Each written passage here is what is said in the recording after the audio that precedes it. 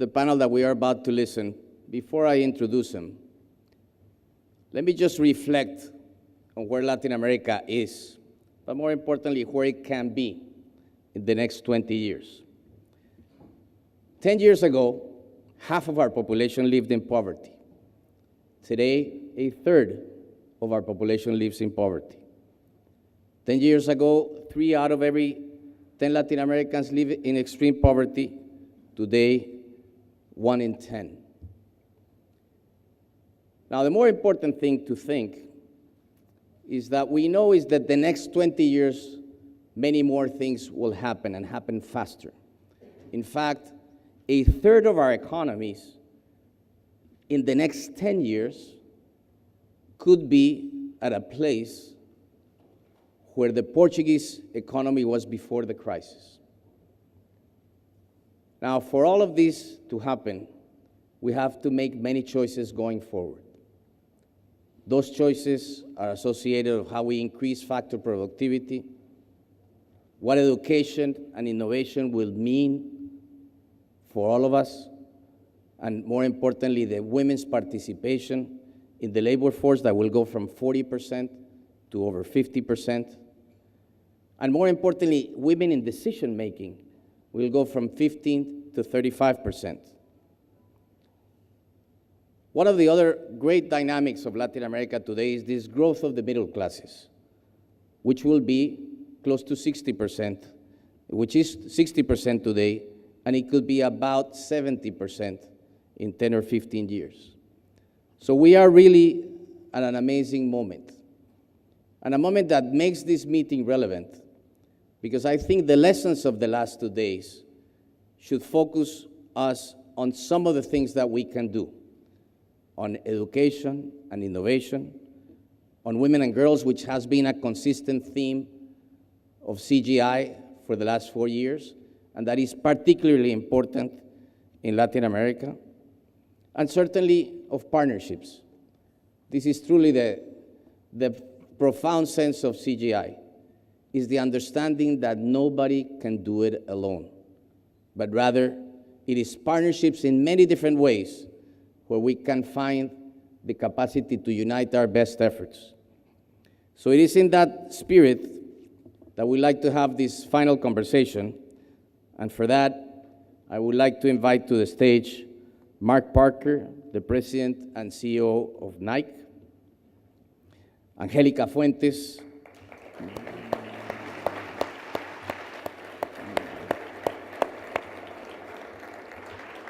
Angélica Fuentes, she's the CEO of Grupo, Omnilife, and Angelíssima, that started in Mexico, and Brazil's own André Esteves.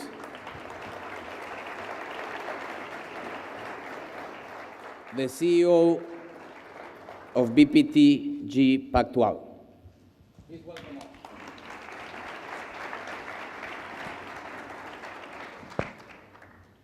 Well, I'd like to begin with Mark. You know, Mark runs this little unknown company called Nike that you all know about, and we are all present or future customers, I'm sure. And I'd like to ask you a little bit about, you know, you have developed a very interesting set of projects around that you actually did yesterday here, a presentation in which you showed us kind of this whole focus on exercise in the linkages to education. And, you know, a company with a franchise like Nike could just do it, but you decided instead to partner. Tell us a little bit why. Well, first of all, we just do it by partnering, I should say. And it's so important to partner today. We've realized, I think, through the years as a company that we can only do so much on our own.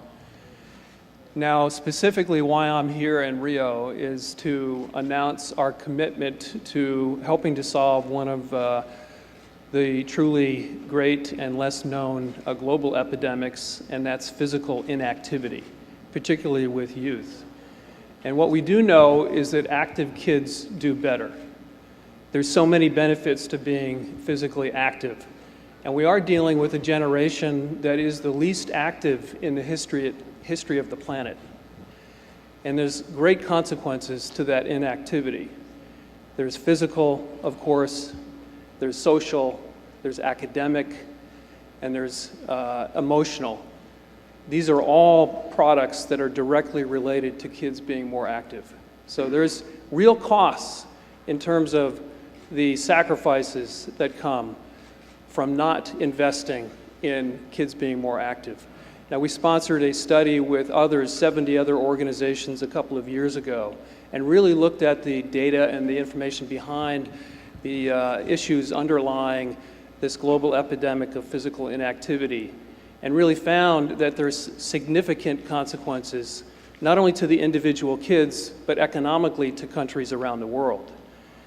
It's interesting to find out that in Brazil is the least active country in Latin America, which surprised me because personally Brazil has a reputation as being a sports country, sports-centric country. And it is, and it should be very proud of that heritage. But the reality is that the kids here in Brazil are becoming increasingly inactive. And there's a real cost economically. You know, one of the studies that was done with the University of Sao Paulo found that there's a cost of about 27 billion reais a year in a less productive society, less active society that actually reduces production levels. And then the healthcare costs that go with that.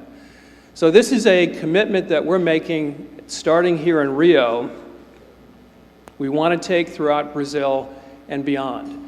We've seen this commitment in the United States. I launched in February with Michelle Obama her Let's Move Active Schools campaign.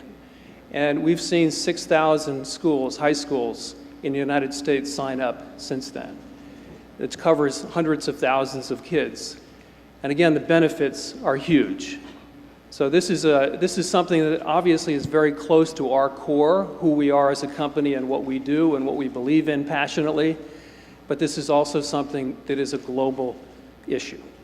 So I'm here very proud to represent our commitment to solving this global epidemic. Well, thank you very much, Mark.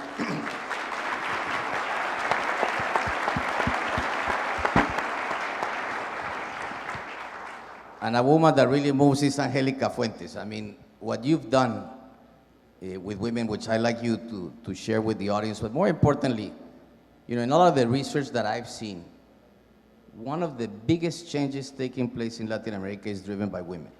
But not just because they're going to be a bigger part of the workforce, not just because they're entering boardrooms and parliaments and being elected as heads of state, but how they change the household, how they change the consumption habits, and how they begin, through their own aspirations and their femininity, to basically change a family life. You better than anybody know this, and I'd like to perhaps have you share that and share your experiences in dealing in helping women become entrepreneurs. Yes, thank you very much. I first would like to say that I am a CEO in the business of empowering women. I don't mean it as a philanthropic way or as a social responsibility. I really mean that the DNA in our business model is the empowerment of women.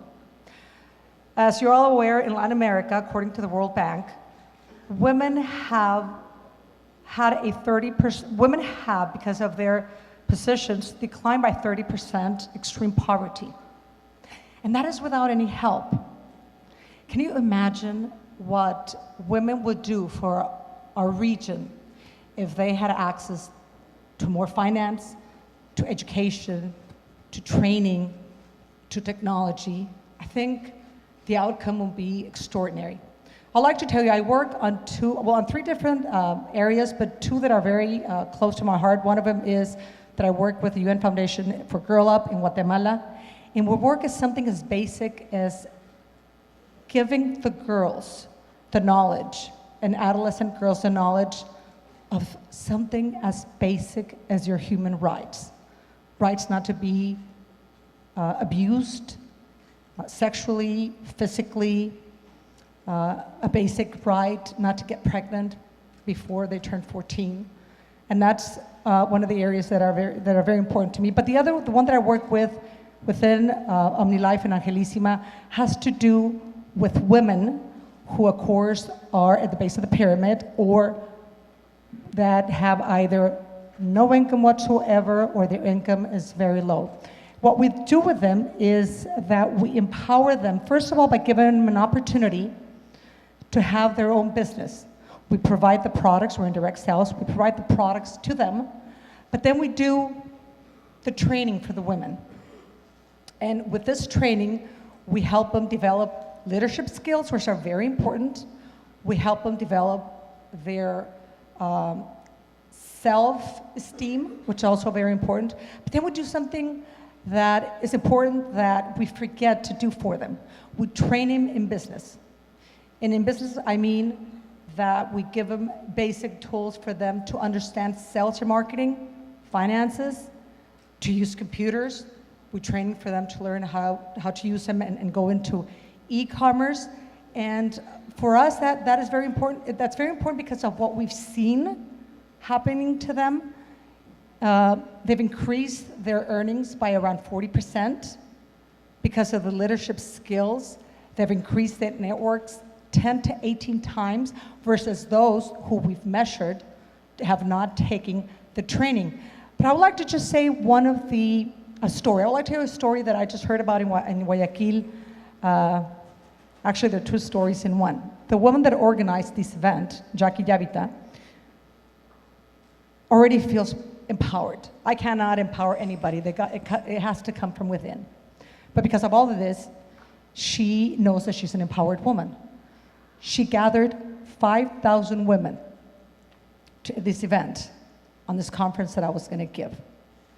One of the women there, who's a very young Peruvian, moved to Guayaquil with a boyfriend, got her pregnant, has a 3-year-old little girl and a 6-month-old little girl, was left there, did not know what to do.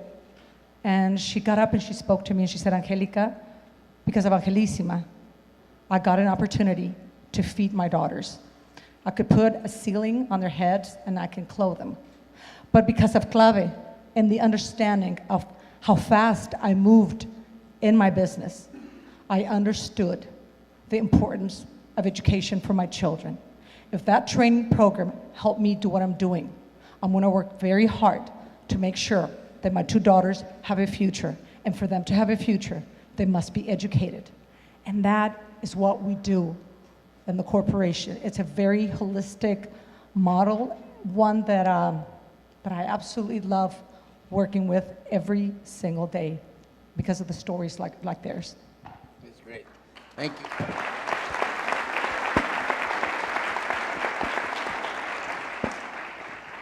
Thank you for talking about some of the issues of education. I think we all should get back to that because that's a critical point. But Mark was saying that about his campaign and saying that Brazilians don't do exercise.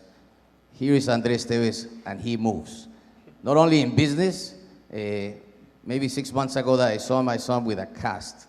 Maybe he played soccer without a Nike shoe, but the reality is that I know he exercised a lot. But what I like to have, some years ago in one of his many successful businesses, he said something that really caught my attention. He said, I learned by working with the Swiss about business plan, all these anti-corruption, very important organizational methods, but they don't have our creativity. They don't have the impulse, the capacity, these things that are in the blood of Latin Americans, which makes us intuitively entrepreneurs. So I'd like to ask you, André, how do you see that? And because you've really focused on building that entrepreneurship around Latin America. Thank you, Moreno. My problems playing soccer certainly were not my Nike equipment. It was the user of Nike equipment, right? And so, Mark, everything okay with my shoes? Regarding the entrepreneurial environment in Latam and your words, Moreno, by the way, thank you very much for them. It's what we are committed to is to promote development to Latam. In a certain way, BTG Pactual is a development bank of Latam. Maybe our competitors are the Inter-American Development Bank or BNDES here. But the idea is we do think, we do believe that we can promote through the private sector development. And the best way of doing that is promoting the success of entrepreneurs throughout Latam. So we are an investment bank, legally speaking, but very different from Wall Street these days, right? Most of, or above of any other thing, we are merchant banks. So we think that we should not only provide good advice to the corporate sector, credit lines to the corporate sector, but especially permanent capital to the private sector to promote their own development and move ahead, move to the next step. We do see a lot of opportunities here in Latin America. You mentioned the entrepreneurial spirit here. I would go even one notch beyond, saying that Latin America is to be done. We talk a lot about the natural resources of Latin America, the fantastic commodities boom, that China was responsible for our success. I think these are absolutely overstated. I think the next story of Latin America, the challenge of our generation of leaders, it's another completely different business opportunity. It's the transformation of Latin America into a middle-class region. That's the challenge of my business generation. And our commitment in BTG Pactual is promote that through the development of our companies here in Latin America.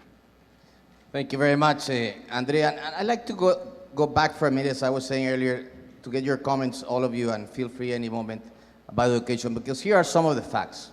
The latest PISA scores. PISA is a test that is done in over almost 68 countries. It's done by the OECD.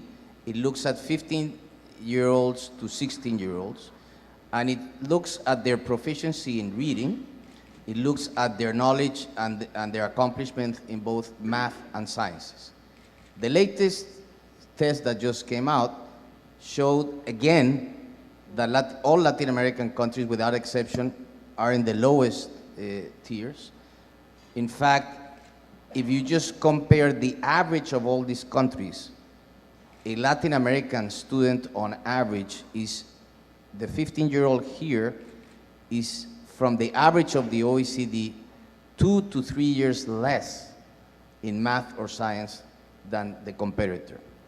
But that happened in a time that Latin America went from almost 3.5% of GDP of expenditure in education to almost 4.5% in the last decade. So it's not a question of just spending. It is a question of getting everybody involved. And I'd like to ask any of you, Mark, I know that as you think of your ideas of designing to move and to girls in schools, how much more they do exercise, how that connects to the learning experience. I mean, I'd like to hear all of you a little bit about that. We certainly, from the perspective of the IDB, look at this from the following sense, that we got to concentrate on early childhood development, and this is a growing awareness. This is the first 30 months of development of a child, where cognitive skills become very important, where nutrition becomes important, things like folic acid, potassium, and others. And then work with teachers. We have to work with the teachers that we have.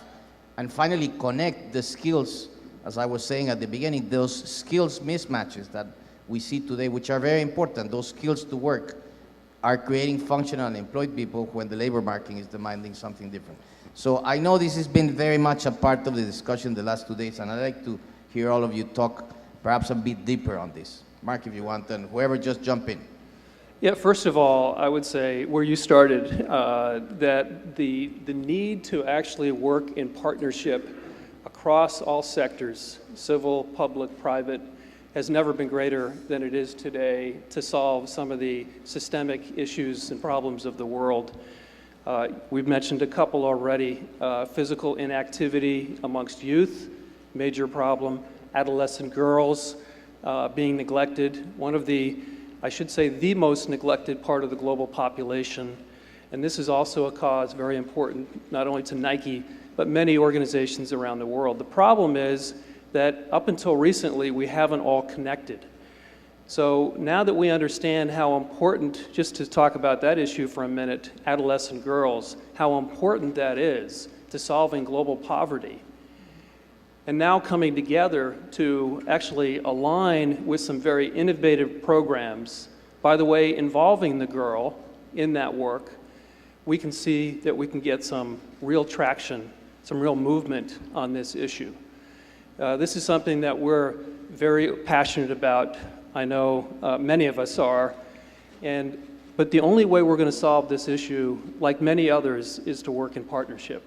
Now that's very hard. That's one thing I've learned.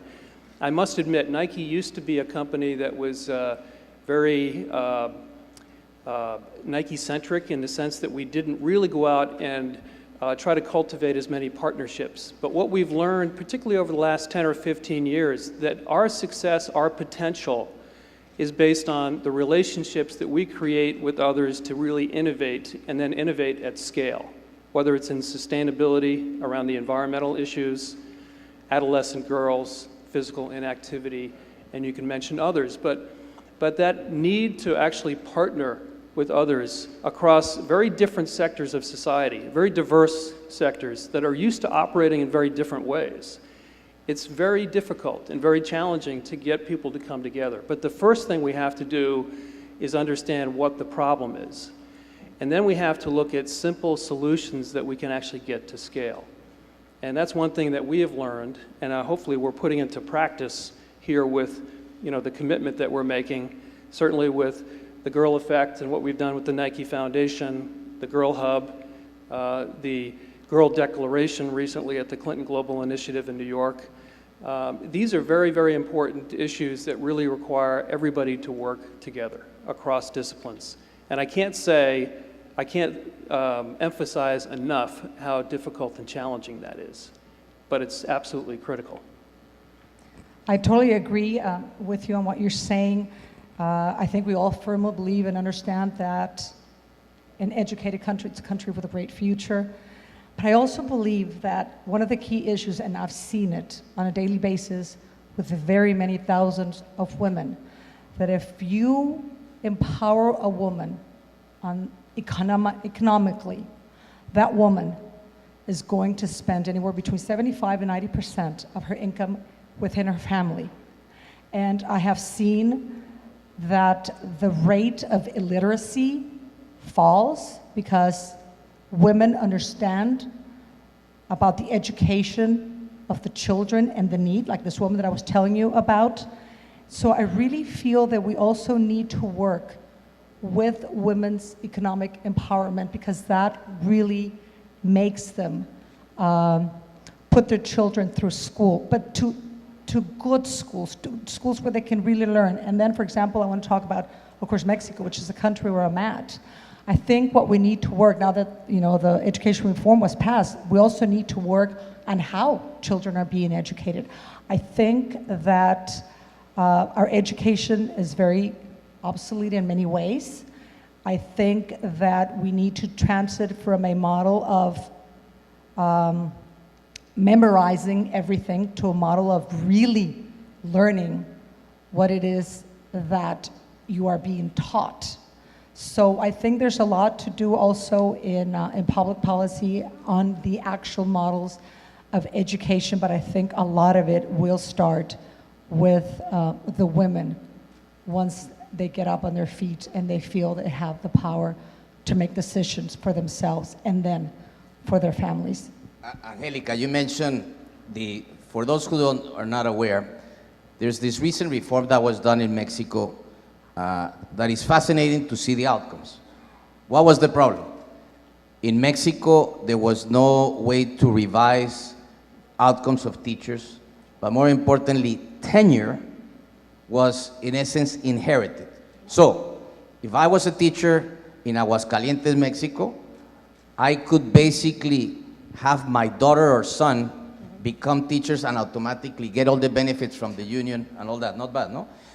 So imagine the complex constitutional, this was part of the Constitution of Mexico. So what you've seen in all these riots in Mexico, stopping the airport and everything, I just like to know, where was public opinion? How deep was this concern for the Mexican people, for people who really worry, those growing into the middle classes about education? And where were they vis-a-vis the teachers? Because now the reform takes them to a point where they have 3 scales of teachers. Those teachers will be basically going through tests, and depending on their performance, they can move up or down that scale. But I think the people of Mexico received it as something very positive, something very needed. Of course, we are still having some sequels about what was done to the actual teachers that did not like that reform. But the country, I think, by the majority, understands, and I think they welcome this reform. But after that, I think that what's next needs to be what kind of changes the education itself has to go through to really get ahead. Because it's not going to be enough in changing the way that the teachers are going to come on board to teach the children, but how they're going to do it, to me, is going to be a great challenge and something that's very important. Let me change a little bit the topic, but move into the last mile of education and entering a more entrepreneurship debate. And it's regarding Mexico and regarding the whole Latin America, probably the Andean Latin America. It's what should we make in order to create more competitive societies, less hierarchical societies, and especially less oligarchical societies. Because the experience in Brazil, we have a number of problems, but it's much less oligarchical here, right? Now all the sectors have a lot of competition, different players coming from different places, some growing, some disappearing, a little bit more US style kind of economy, which helps a lot. As I said, we have numerous challenges here in the country, but regarding, we spoke, since we talk about education in Mexico, how to make Latin America more competitive, more entrepreneurial, and especially less oligarchical on this Andean region, including Mexico. Question for you too, probably. No. This is a very good point, and part of the answer, I think, resides in technology. And going for education for a minute, one of the big changes that is taking place is the so-called massive online courses, the so-called MOOCs. The first case that is very interesting is a former hedge fund guy from the States, originally from India, and in India people value math in a very big way. It's a societal value.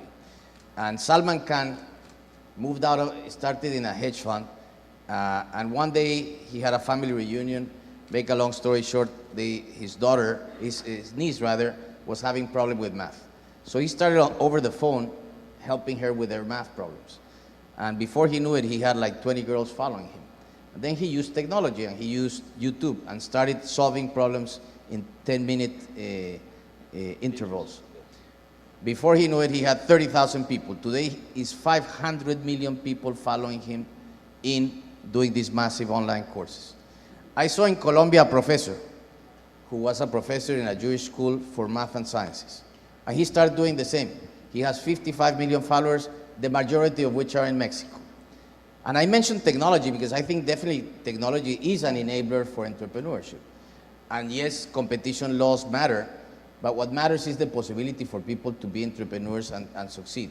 And in that case, you're right, scale matters too. I mean, the scale of Brazil is not equal to many of the Andean countries. In fact, many of the Andean countries are probably smaller than the state of Rio de Janeiro in which we're in. So it requires competition law. It requires a government that can really enforce those competition laws. And I think part of that is some of the structural reforms that are taking place in Mexico. But you're right, this is one of the areas that we need for entrepreneurship to grow. If you look at trade overall, in the European Union, 65% of trade is within the European Union. If you look at that, in Asia it's 50%, in Latin America it's only 20%. Our biggest potential going forward for growth is precisely in that integration, and that begins with mid-sized companies and with small entrepreneurs. Let me make a comment on that. One of the things that we found out is that hundreds of courses of clave have been given in the 19 countries where we're at, where we don't have, the demand is so high, we don't have enough teachers teaching them, you know, and training them on the different areas that we're involved. So what we're going to do in the first trimester of 2014 is we actually have a virtual platform where we are going to teach our entrepreneurs and others, you know, on the courses in English, Spanish, and Portuguese, because we think, because we've measured how important it is for them to have education. And what we do, which is very important for us, is that we don't need a certificate, not even a primary school, for them to take the courses. And it has really made a difference on this women. 70% of the people who take the courses are women, by the way. And it's made a big difference in their lives. You know, education just absolutely has immense value to them and how they move on forward with their lives. But technology definitely is an instrument that we need to use for massive education, I think. Because we have an initiative here in Brazil to gather some businessmen here. We are sponsors of Fundação Estudar, which is the largest Brazilian foundation that is not involved in education, that is not a school. And generally, we sponsor special Brazilian students, generally low middle class or poor, but very dedicated. Send them abroad to the best universities, and we do that every year. But especially, we create a community around the foundation, and we promote certain values, especially those related to meritocracy, which we believe as a religion, and we teach them to think big, to promote breakthroughs, to try to beat the competition, think, take their dreams into reality, be real entrepreneurs, and transform a company, transform a sector, transform a country. And I like very much the initiative, and honestly, one day we could do throughout the whole region, right? So it's Mark, you run a global company. You see businesses everywhere. And this issue of entrepreneurship, I'm sure you're very close to. It'd be interesting for you to give a context of how you see this evolving in this region vis-a-vis other regions that you work in the world. Well, one thing I'll comment on too, you mentioned it briefly, but is the rise of digital connectivity, which we're all very aware of. The world is so digitally connected through social networks, and people are now partnering more at a greater scale than ever before. So we're seeing some profound change, which we all are aware of. There's many examples. Some see that as a threat, others see that as an opportunity. I think from a political standpoint, we need to embrace that this is a reality. And how do we actually use this politically from a private organizational entrepreneurial sense, civilly, to actually make this a tool to actually develop. And I've seen this at a very local level, actually visiting one of the largest slums in the world in Ethiopia, or not in Ethiopia, this is in Kenya, in Nairobi, Kibera. And they have an online or a digital-based currency, M-Pesa. And actually, it's a very empowering aspect for young girls, in this case, who now have the power financially to develop themselves and their own situations. And there's also a social network. I'm just using this as one specific example. This is a social network where they've actually developed safe spaces where they can go and develop themselves. So we've actually tapped into those social networks and actually used that to help amplify the development efforts that we've seen. But I've seen this happen in efforts around environmental sustainability. We're using this We will be using this more and more on this fight against physical inactivity. I was visiting a program this morning in Rio. A program started in 2000 by Jorginho, the Brazilian national team player, and very successful, by the way. But they're actually training trainers at the center online, and this is something we want to accelerate. But these trainers can actually go out into other active schools around Brazil in this case, and then eventually we'll have some best practices here that we might actually apply around the world. But the medium to actually make an impact beyond any one specific program and to scale it, to leverage that and scale that significantly is enormous, an incredibly powerful tool. So that's something I think we should be more proactively and innovatively cultivating. You know, André, one of the things that you see with entrepreneurship, at least the experiences that we have at the IDB, concentrating on the small entrepreneurs, which, by the way, every day are more because of the effect that you were mentioning of the growth of the middle classes. But one of the most challenging things is the access to finance. Many times you'll see somebody that starts a business that fails, and you know, part of our culture is still one in which failure in a business is very bad socially. You go to Silicon Valley, and failure is part of building a success. So it's a mindset that we need to change. But the other issue is, how do you find a way to get more finance to those small entrepreneurs? And this, you know, is very difficult. It's easier to do it for big companies, but for the smaller entrepreneur, if he has a good business, it starts to grow, and then he hits a wall because he cannot expand, and then all things come down. You two have very interesting experiences in that. I'd like to hear. Yeah, well, I first, it's important to mention that 2 decades ago in our region, there was no access to finance or to funding from the big guys. So we improve it. Now the small guys that don't have access to that. And part is related to development of capital markets in the region. So development banks play a role in this region. Development banks are very important, maybe too important, not IDB. I use the BNDES example. That is a fantastic organization, but maybe too big, crowding out a little bit private sector, I would say, at this stage. But I would say that developing capital markets obsessively, it brings democracy to capital. Markets, they search for opportunities, they search for best returns, they search for best ideas, they search for best principles. So Nike is an example of success, and we could list hundreds of success, thousands of success in the US regarding good use of capital markets in the early stage. So I think here in our region, we are moving into the right direction. We still need to refine, develop much more our infrastructure, the rules, the openness, and create, incentivize more access markets. I think they are very effective instruments to promote entrepreneurship. Gradually, this idea, as I said, Brazil has an enormous challenge, but I think it's doing great progress in terms of being open to mistakes, business mistakes. And trying, eventually failing and trying again. This is very important. And going back to our previous topic, part of this breakthrough in Latam of these 2 oligarchical societies are related to that. I think the answer for that is entrepreneurship.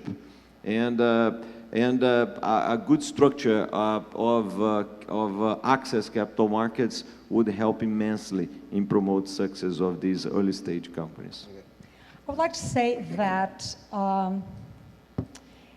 what we do in our company is that we take the women out of the informal economy and or no economy at all when they start with us, and we bring them onto a formal economy, which the first thing they do is they start as micro businesswomen. But then, slowly but surely through, again, the training basically, they start increasing their earnings to where many women are now part of the middle class economy in the different countries where we're at, and some of them I'm even, beyond that. Us, in our company through Omnilife, we give them credits. They're not microcredits. We give credits anywhere between $10,000 to $50,000. And which helps them, of course, grow their businesses or put their own business centers where they teach others how to do the business and how to grow, because it's very important. They're a model, trickles down to other women. We teach them how to do it for them to teach others. And it's so empowering to see women feel empowered and want so much to empower other women that it's just amazing. I have a question for André. How many women does your bank help finance to empower them economically? That's a good question. I think the women that we empower mostly are those that became my partners inside the bank. And it's an open environment, the bank. It's what we try to consider a perfect meritocracy, or the closest possible of a full meritocracy. And this meritocratic model promote equally men and women. And some of them, of the women that work together with us as a team, they're amazing. So our senior, our U.S. lawyer is a lady. Our M&A lawyer is a lady. Our merchant bank lawyer is a lady. The head of our asset management administration is a lady. So we have women as traders, as bankers, as lawyers, as client advisors. So it's, when you promote success, and especially through meritocracy, I think that's the best empowerment possible, right? They're basically showing their full range of skills and performance and achievements. And more important than their own personal success, they serve as good example in a society that we are still in the early stage of having a full range of examples like that. So I think the best contribution is creating these examples of women that became important banking shareholders. That's, I think, what we are doing mostly. Right, I find it great what you're talking about, the meritocracy. Me being a woman do not believe in obligatory quotas. I think a quota for a woman should be based we don't have on, quotas, yes. on merit. It should be aspirational. It should be a thing that she's looking up to doing. But, you know, I would like to hear about you as well. The opportunities, the opportunities that in the corporate world, like Nike, gives to women. I mean, we do this within my corporation. And it's not just because I'm the CEO, but yes, it is because I am the CEO. It's very important for me to give mentoring to women, to give them flex time, home office, to balance for men and women, you know, family and business, and to really open up the opportunity for those women who really want to climb up the corporate ladder. I think it's very important for the companies to really have that there, because we can talk a lot about, oh yeah, you know, they can do it, but we don't really do it or put it into action. So now my question to you, how do you do that within your corporation? No, well, actually, I don't think it's a situation where you just, you know, are open to letting women advance on their own and hopefully everything works out. On the other side, I don't believe in quotas either. But we have to actually work harder to actually give women those opportunities. I'm involved personally in mentoring women in our company to advance and to reach their potential. Our company is, Nike as a brand, I should say, is all about potential. You know, our mission statement, which is not important to some people, but it is to us, is to bring inspiration and innovation to every athlete in the world. And there's an asterisk on athlete and a footnote that says, if you have a body, you're an athlete, whether you're a man or a woman or whatever. So it's all about human potential. It's all about giving people those opportunities. It doesn't just naturally happen, though. So I think you've got to take extra efforts to actually engage, to work more specifically, to recruit and find talent that is diverse. And I'm not just talking about women, I'm talking about diverse in other ways as well. So it's something that's very at our core as a company and what we stand for. I'm very passionate about it personally. We have a foundation that's completely devoted to adolescent girls in developing parts of the world and physical inactivity. There's two things. But at the core of who we are as a company, it's about potential. So this is something that we don't just invest in from a foundation standpoint, it's what we do every day. You know, we have a couple, like 9 minutes left here according to the watch, and I like to spend it talking about one of the central issues of this conference, which is about how do you do partnerships to help solve development problems. And let me start by saying that, you know, when I first came to CGI about 7 years ago, and I saw the energy in New York and all the people wanting to do things, I soon realized two things. One, that even though we're a very large development bank, we certainly don't have all the answers. But more importantly, the kind of creativity of joining forces, which is very important. And so we created our own office of partnerships and outreach so that it would make it easy for people who wanted to do a partnership with the bank, given that we're a very large bureaucracy, close to 3,000 people. And since then, we're lucky to say that we've been mobilizing close to $300 million a year from all kinds of private partnerships in this case. And what I find every day is that there's like this younger generation in Latin America, people like André and others, and Angélica, of course, who today realize, Mark. She's younger. She's younger. I don't know, what do we do? Mark, yeah, he's there. She looks like younger. No, but the reality is, there is this awareness that for building brands and for really understanding that it is beyond simply, in the case of a private business, your shareholders or your suppliers or your employees.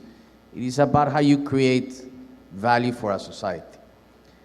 But it is easier to talk about this than to do it. And I think this is very much a part of what CGI is about, and just kind of honing in and bringing those best practices. And I'd like to start with you, Mark, because you really, you could have done this, as I said at the beginning, just doing it with a huge brand.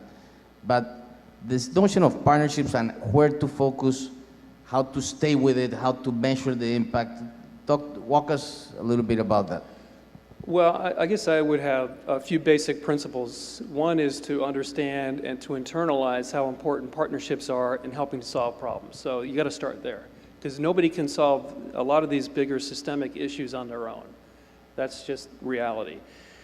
And that's good. But there's some big challenges that come with that, particularly when you get very disparate and diverse organizations and cultures to try to come together and do something. But I think ownership of an idea, co-ownership of an idea is critical. You know, co-ownership of a mission, a destination, a vision is critical. So it's not just Nike coming in and say, we want to do this, this is why this is important, come on. Everybody has to internalize that and feel as passionately about that as we do. And I think that's critical. I mean, and sometimes people like to take shortcuts and get around that, but that's really fundamental. So what's the vision, and how do we all own this? And then I think taking simple steps, simple measurable goals to get to that vision is absolutely, and this is somewhat, common sense and very practical, but it's amazing how often partnerships fail because these fundamentals are not in place. So I think it's absolutely critical that you learn how to edit and focus on the things that really matter. Take simple steps to develop strategies that really make an impact, and then look at partnerships that can actually bring that to scale. That's one thing I've learned in my role in growing up in the company at Nike, in terms of what we do, whether it's with some of the causes that we talked about here, or just how we innovate every day. our capacity to innovate is so much greater when we're actually out reaching and connecting with others that are really experts in different areas. And the ability to bring those disparate people together against a common vision with some simple actionable steps, it's incredibly powerful. And for me, as a designer, I started at Nike as a designer about 30 some odd years ago. I've realized this early on, is that partnership is so critical. And it's actually very exciting. You know, for me, there's headaches along the way. It's very difficult working with some groups. But once you get a vision, and I think the work that's being done with adolescent girls is one of the most inspiring sets of work that I've seen. It's incredible. So those are some simple steps. Those are all very good and great examples, Angélica. Well, what my foundation does, we partnered up with United Nations Foundation, with Girl Up. They have an incredible project. The one that I personally participate with is Guatemala, and I find it very important, like Mark said, to be personally involved.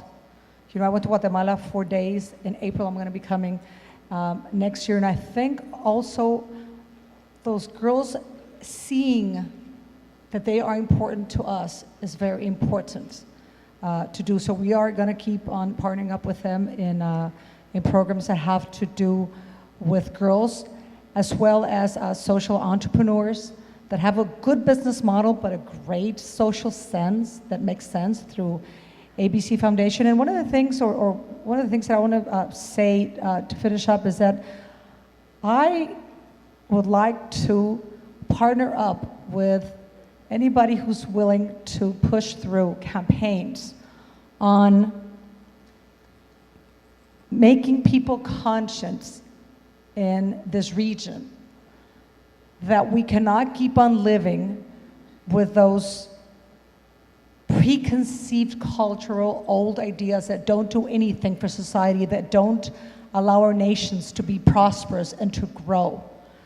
We really need to work on campaigns, you know, on people our age, but especially with the young adolescent boys and girls, and with the young ones within the schools, where we teach them that those preconceived ideas don't work anymore, where we teach them that women have identical rights as men, just because they were born under that, where we give boys and girls the same opportunities, where we teach girls to take risks and not just boys, where we allow girls to be able to be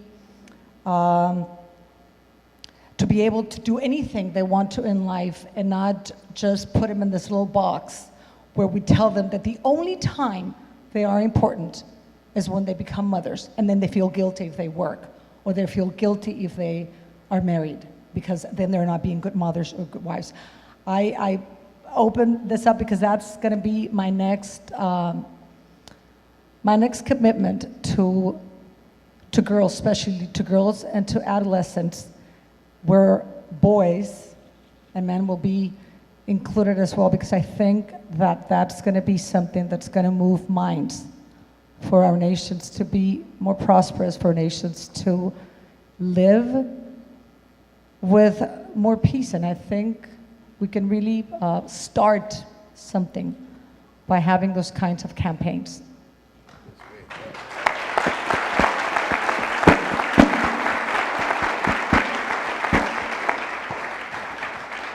Oh, it's our governance, and some here know our company. We are truly partnership, and as you said, and Angélica said very properly, it's easy to say these nice things, right? Let's be partners, let's be meritocratic, let's be team workers, but it's very difficult to practice. So we have the experience of taking this to extreme level. So our company is a truly partnership. It's the largest financial company as a partnership, largest bank as a partnership in the world, not in Latam, in the world, globally. We have about $7 billion of capital, and it's truly owned by the partners, 75% of that. Partners cannot sell a stock in the stock market, can only sell stock to another partner. and at book value, and we trade above book value, which means that this is the essence of partnership, and we don't believe in a different model, especially in our industry that involve long-term relationships through advice, commitment, and commitment to all stakeholders. And we as merchant bankers, since we invest and co-control a series of companies here in Latam, we do take this approach to our corporations. So I don't see the world without partnerships, and no matter if it's social-driven or business-driven. Our philosophy is partnership, our essence is partnership, and we promote that in everything that we do. So no matter if it's promoting education using Fundação Estudar, no matter if it's doing business at BTG Pactual, or if it's one of the companies in different sectors that we have interest, we push them to promote partnerships throughout their business too. Well, I think this is a great way to begin to wrap up, and more importantly to understand that there's nothing, President Clinton wrote this wonderful book about giving, and giving has always been very much an American idea in which the real fulfillment in life comes not from the dividends, the economic dividends, but some of the dividends that all of you have pointed to, what Mark was saying regarding what he does with girls, what Angélica was mentioning in terms of women, and of course, what André has been doing, especially in this movement of businessmen for education in Brazil, which has been an amazing movement, and despite the fact that Brazil is still low in the PISA scores, is the one country moving the fastest. And it's really because there is this engagement. And I think this is really the spirit of CGI, is the spirit that I think President Clinton was so able to capture, to understand that at the end, when societies find and try to find common goals and common ideals, and we all work together towards fulfilling them, we're all better for it. So with that, I'd like to turn it over. We have a video of President Clinton to sign off this wonderful meeting. As we conclude CGI Latin America, I hope you will once again accept my apologies for not having been there throughout the entire event. I am profoundly grateful to all of you for coming, for participating, and for making this the first of what I hope will be several more meetings in Latin America. I'm very grateful for the dozens of commitments that have been made to improve education, to grow the economy, to empower women and girls, to protect rainforests, to do so much more. I honestly believe that meeting the challenges of the 21st century will require new networks of cooperation between civil society, the private sector, and government. I think we're off to a good start. I want to thank the mayor and the people of Rio de Janeiro for making us welcome, and I thank all of you for coming. I am very grateful to you, and I hope you enjoyed all of this as much as those of us who worked hard to prepare the way. Let me say a special word of thanks to our sponsors, to our panelists, and to all of you who have agreed to be part of this commitments process. It is a process which, over the last several years through CGI, has helped to change the world and brighten the future. Thank you very much.